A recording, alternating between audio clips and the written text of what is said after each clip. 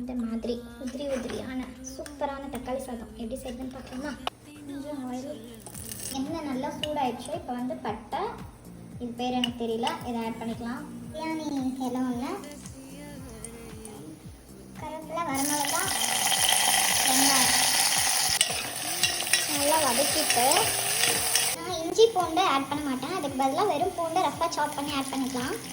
கொஞ்சம் புதினா, கொத்தமல்லி. இந்த பதத்தில் வதங்கினதுக்கப்புறம் நான் 2 மீடியம் சைஸ் தக்காளி ஆட் பண்ணிக்கிறேன். உப்பு, மஞ்சள்தூள் ஆட் பண்ணிக்கலாம். நல்லா வதக்கணும். வரமிளகாத்தூள் இவ்வளோ சேர்த்துக்கோங்க.